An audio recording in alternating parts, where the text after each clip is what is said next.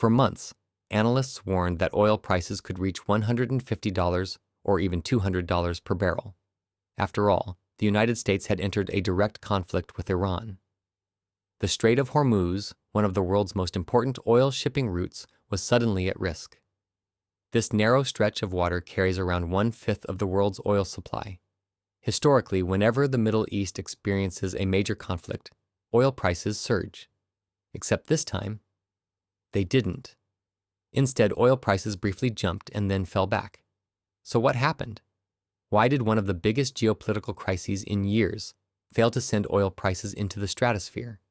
To understand why, we first need to look at what the market expected to happen. Whenever conflict breaks out in the Middle East, investors immediately focus on one question: will oil supplies be disrupted?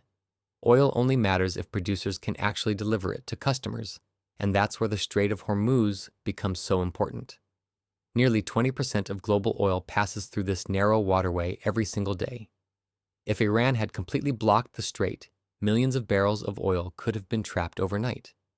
Basic economics tells us that if supply suddenly falls, while demand stays the same, prices usually rise sharply.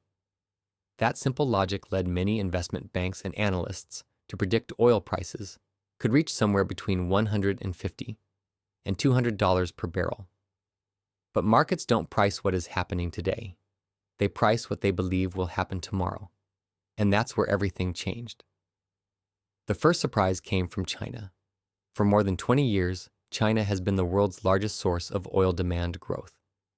Whenever China's economy accelerated, oil prices usually followed. But this year, something very different happened.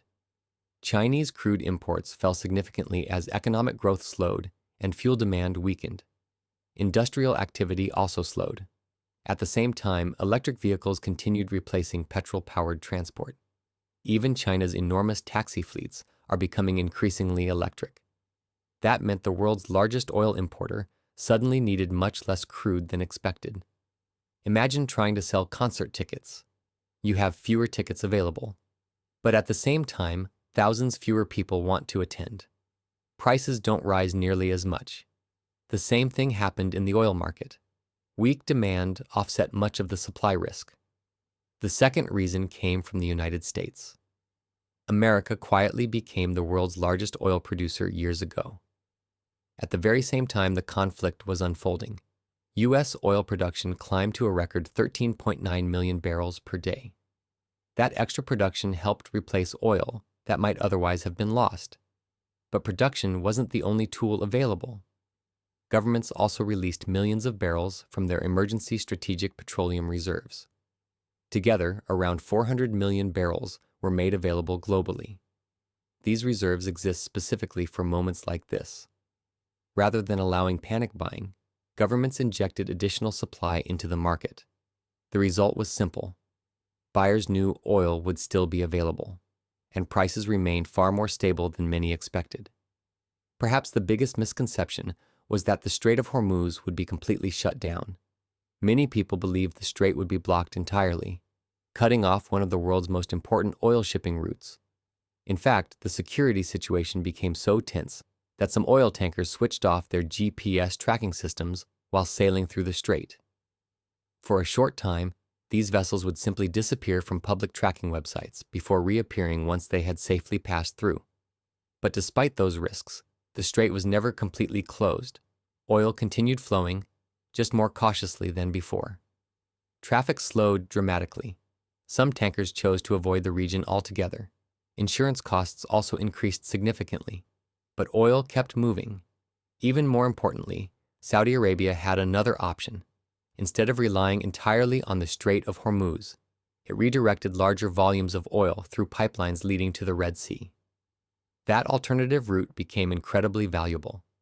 Markets eventually realized something important. The oil wasn't disappearing. It was simply finding different ways to reach buyers. Instead of flowing through one route, much of the oil traveled another way, easing fears of a severe global shortage. Financial markets don't just react to headlines. They react to the probability of what might happen next. At the beginning of the conflict, many traders expected the situation to escalate further. But as the weeks passed, Mixed political signals suggested that de-escalation remained possible. Whenever markets believed tensions might ease, speculators reduced their bullish bets on oil. That prevented the enormous wave of speculative buying normally seen during geopolitical crises.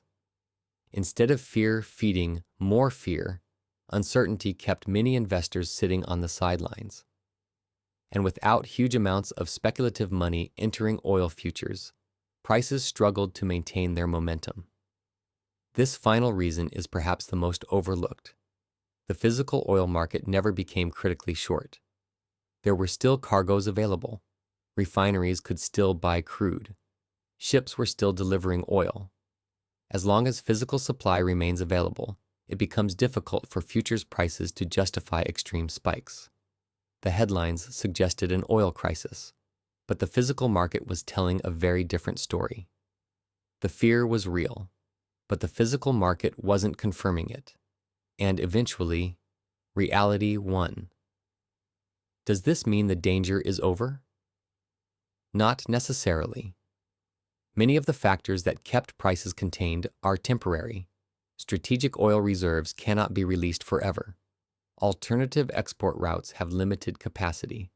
If the Strait of Hormuz were completely blocked for an extended period, or major oil infrastructure suffered widespread damage, the market could quickly move into a genuine supply shortage. That's why traders continue watching every headline from the region. Not because today's supply is gone, but because tomorrow's supply might be. The biggest lesson from this conflict is that oil prices aren't driven by headlines alone. They're driven by the balance between fear and actual supply. This time, weak Chinese demand, record U.S. production, emergency oil reserves, alternative shipping routes, cautious traders, and plentiful physical crude, all combined to prevent the oil shock that almost everyone expected. The conflict may have dominated the headlines, but the oil market remained surprisingly resilient, and that's why, despite one of the most dangerous geopolitical crises in recent history, oil never reached the $200 per barrel that so many people predicted. Well, as of yet. In recent weeks, oil prices have started climbing once again as markets continue to reassess the risks in the Middle East. Whether this is the beginning of the supply shock that many analysts originally feared, or simply another temporary spike, remains to be seen.